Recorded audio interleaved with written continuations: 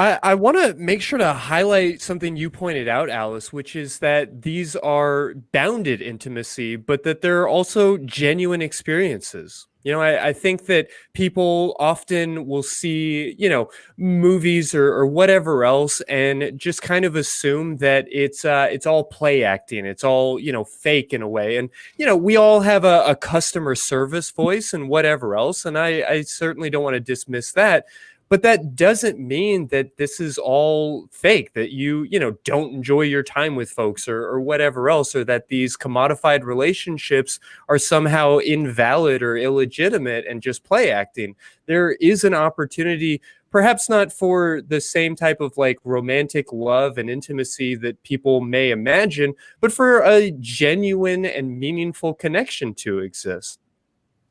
Mm.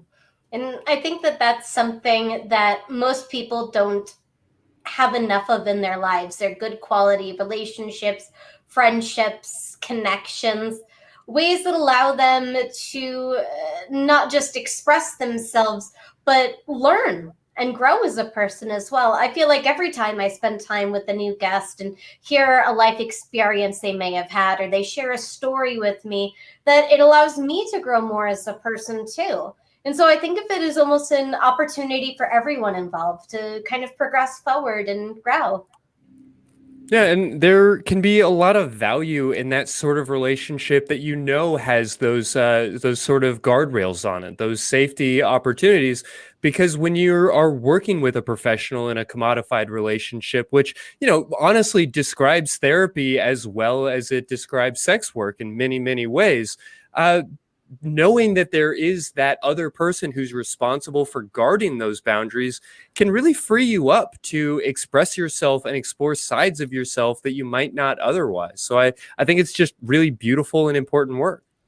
Yeah, it's like a relationship with training wheels, relationship with bumpers even. Like, don't worry, we got you. You're not going to crash. And you figure too, especially for those that are perhaps virgins or never had a relationship before. I also work with folks that exist within that space.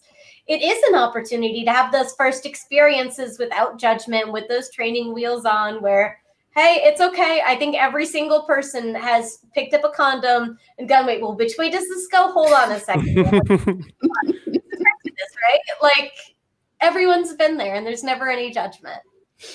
I love also the fact that, and this is something I've said of my relationships in the past, just because it ends doesn't mean it wasn't useful and good and beautiful while it lasted. And I think we have this concept of relationships having to last forever or else they're a failure. And I've never subscribed to that. And it sounds like this is a really awesome way to kind of redefine what a good relationship is. If it has a defined beginning and ending, that isn't necessarily a point against it. Mm-hmm. And I think it's a really valuable point that you bring up, because we are used to the end of the relationship. We think of it as being this devastating thing, that it's ending for only negative reasons, and that we automatically assume all of these terrible negative values. And it doesn't always have to be that way. You absolutely have the ability to renegotiate a relationship if it's no longer meeting your needs, if it's no longer serving you, if it's no longer what you're looking for, if you've changed, if you've grown, whatever it so may be.